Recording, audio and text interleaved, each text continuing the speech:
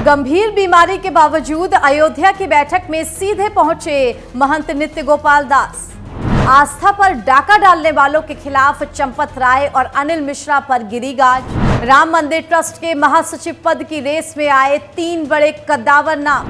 नालको के पूर्व चेयरमैन और वीएचपी महामंत्री बजरंग बागड़ा का नाम सबसे आगे। रिटायर्ड आईएफएस अधिकारी और पूर्वी यूपी के संघ संचालक कृष्ण मोहन का नाम शामिल।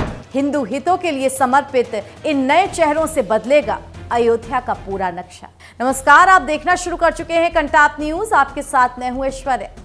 दोस्तों, अयोध्या के राम मंदिर में जो चढ़ावा चोरी का सनसनीखेज और शर्मनाक वाकया सामने आया है, उसने न सिर्फ करोड़ों राम भक्तों के दिलों को छलनी किया है, बल्कि अयोध्या के संत समाज को इस कदर झंझोड़ दिया है कि राम मंदिर ट्रस्ट के इतिहास में वो हो गया जो आज तक कभी नहीं हुआ था। श्री राम जन्मभूमि तीर्थ क्षेत्र ट्रस्ट के अध्यक्ष परम पूज्य महंत नित्य गोपाल दास जी, जो पिछले लंबे अरसे से बेहद बीमार थे, जिनकी खराब सेहत के चलते वो आमतौर पर ट्रस्ट की बैठकों में सिर्फ ऑनलाइन या वीडियो कॉन्फ्रेंसिंग के जरिए ही जुड़ते थे, वो इस बार व्हीलचेयर पर सीधे तौर पर खुद इस बैठक में शामिल होने पहुंचे। बीमारी के बावजूद महंत नित्य गोपाल दास जी का खुद चलकर इस बैठक में आना अपने आप में देश की हुकूमत, ब्यूरोक्रेसी और उन चढ़ावा चोरों को बहुत बड़ा और कड़ा संदेश है कि देश के साधु संत प्रभु श्री राम लला के दरबार में हुई इस वित्तीय हेराफेरी को किसी भी कीमत पे बर्दाश्त नहीं करेंगे। वो इससे इस कदर आहत और गुस्से में हैं कि सीधा सीधा एक फैसला लेने जा रहे हैं। महंत जी की इसी आक्रामक मौजूदगी का नतीजा था कि सुबह ही चंपत राय और डॉक्टर अनिल मिश्रा की सफाई की स्क्रिप्ट लिख दी गई थी। ट्रस्ट ने साफ कर दिया है कि मंदिर के संचालन के लिए किसी बाहरी मुख्य कार्यकारी अधिकारी यानी सीईओ की नियुक्ति नहीं की जाएगी, बल्कि ट्रस्ट खुद अपनी कमियों को सुधारेगा। चंपत राय और अनिल मिश्रा को बैठक में तलब करके उनका पक्ष जरूर मांगा गया है, लेकिन उनके जाने के बाद अब जिन 3 सबसे बड़े कद्दावर और चौंकाने वाले नामों की चर्चा तेज है, आज हम अपनी इस विशेष और तथ्यों से भरी रिपोर्ट में उन तीनों चेहरों की पूरी जन्म कुंडली बेनकाब करेंगे कि कैसे ये 3 नाम इस महारेस में सबसे आगे निकल गए हैं। दरअसल जब आस्था के केंद्र पर चोरों और भ्रष्टाचारियों की नजर पड़ती है, तो फिर सफाई भी बहुत कड़े और बड़े पैमाने पर होती है।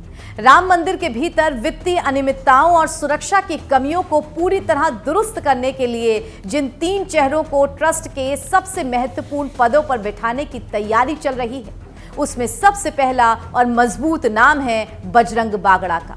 विश्व हिंदू परिषद के अंतर्राष्ट्रीय महामंत्री बजरंग बागड़ा इस वक्त ट्रस्ट के महासचिव पद की रेस में सबसे आगे चल रहे हैं।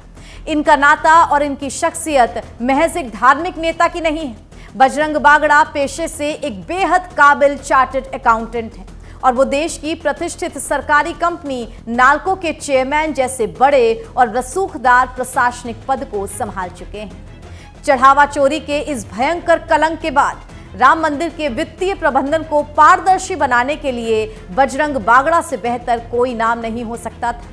एक तरफ जहां उन्हें कॉरपोरेट वर्ल्ड और बड़े वित्तीय मामलों को संभालने का दशकों का तजुर्बा है, तो दूसरी तरफ विश्व हिंदू परिषद के महामंत्री के तौर पर हिंदू समाज और राम मंदिर आंदोलन के लिए उनका समर्पण जग जाहिर है। जब करोड़ों रुपए के चढ़ावे का हिसाब किताब रखने में पुराने पदाधिकारियों पर उंगलियां उठती हैं, तो ऐसे वक्त में एक चार्टर्ड अकाउंटेंट और बड़े पीएसयू के पूर्व चेयरमैन की एंट्री ट्रस्ट के भीतर पाई पाई का हिसाब रखने और चोरों के सिंडिकेट को निस्तनाबूद करने के लिए अचूक हथियार मानी जा रही है।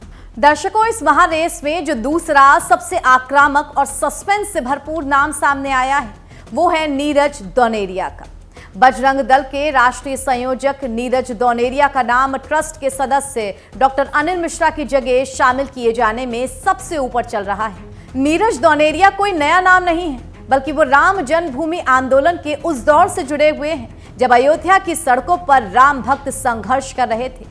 बजरंग दल के राष्ट्रीय संयोजक के रूप में नीरज दौनेरिया ने हमेशा हिंदू हितों की रक्षा के लिए जमीनी स्तर पर बेहद आक्रामक और साहसिक काम किया है। चढ़ावा चोरों के इस मामले के बाद मंदिर परिसर की सुरक्षा व्यवस्था को अभेद बनाने और किसी भी प्रकार की घुसपैठ या वित्तीय सिंडिकेट को कुचलने के लिए एक ऐसे युवा और जुझारू चेहरे की जरूरत थी जो डंके की चोट पर फैसला ले सके।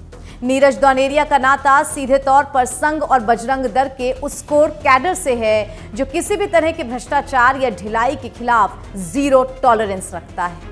राम मंदिर आंदोलन में उनके ऐतिहासिक योगदान और युवाओं के बीच उनकी मजबूत पकड़ को देखते हुए संतों और संघ के शीर्ष नेतृत्व ने इस बात पर सहमति जताई है कि नीरज दौनेरिया की ट्रस्ट में एंट्री न सिर्फ मंदिर का प्रबंधन मजबूत करेगी बल्कि देश भर के राम भक्तों के बीच बेहद सकारात्मक और कड़ा संदेश जाएगा कि मंदिर की कमान अब पूरी तरह से महफूज हाथों में है।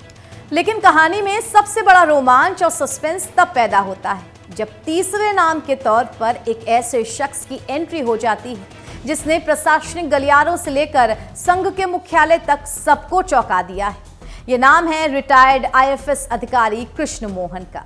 जी हां, भारतीय विदेश सेवा के पूर्व कद्दावर अधिकारी कृष्ण मोहन का नाम इस वक्त राम मंदिर ट्रस्ट के शीर्ष पदों के लिए बेहद मजबूती के साथ उभरा है। कृष्ण मोहन जी इस वक्त पूर्वी उत्तर प्रदेश के राष्ट्रीय स्वयंसेवक संघ के प्रांत संचालक हैं।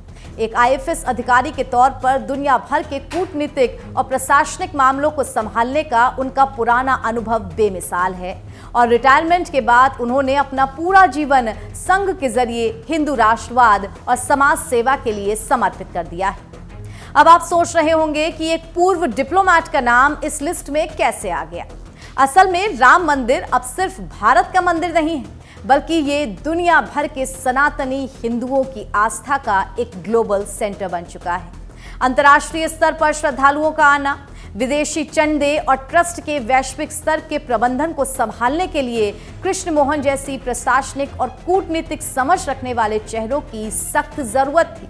पूर्वी यूपी के संघ चालक होने के नाते अयोध्या और उसके आसपास के संतों के साथ उनका बेहद पुराना और गहरा नाता है। उनकी बेदाग छवि, प्रशासनिक पकड़ और हिंदू समाज के लिए उनका मौन योगदान ही वो सबसे बड़ी वजह है जिस कारण चंपत राय के विकल्प के तौर पर उनका नाम सबसे दमदार होकर उभरा है। साफ है, अयोध्या के राम मंदिर ट्रस्ट में होने वाला ये महाबदलाव महज एक प्रशासनिक फेरबदल नहीं है बल्कि ये उन चढ़ावा चोरों और भ्रष्टाचारियों के मुंह पर जोरदार करारा तमाचा है जिन्होंने प्रभु के धाम को अपनी जागीर समझ लिया था। बीमार होने के बावजूद महंत नित्य गोपाल दास जी का बैठक में खुद मौजूद होना और इन तीन सबसे कद्दावर और बेदाग चेहरों बजरंग बागड़ा, नीरज दौनेरिया और कृष्ण मोहन के नामों का सामने आना ये साबित करता है कि अब अयोध्या में किसी भी पापी को बख्शा नहीं जाएगा। तो दर्शकों, अगर आपको राम मंदिर ट्रस्ट में होने वाले इस ऐतिहासिक फेरबदल की हमारी ये एक्सक्लूसिव रिपोर्ट, महंत नित्य गोपाल दास जी के कड़े संदेश की इनसाइड स्टोरी और इन तीनों नए चेहरों की पूरी जन्म कुंडली पसंद आई हो तो इस वीडियो को हर एक सनातनी राम भक्त तक पहुंचाने के लिए जमकर लाइक और शेयर कीजिएगा। शहर की हर एक बेबाक, तीखी और खोजी खबर को सबसे पहले देखने के लिए हमारे चैनल को अभी के अभी सब्सक्राइब करें और कमेंट बॉक्स में अपनी राय जरूर लिखें। क्या इन तीन नए चेहरों के आने से राम मंदिर के चढ़ावे में हो रही हेराफेरी पूरी तरीके से बंद हो जाएगी? हमें आपके कमेंट्स का इंतजार रहेगा। दीजिए इजाजत। देश दुनिया की तमाम खबरों के लिए जुड़े रहिए कंटाप न्यूज के साथ। नमस्कार।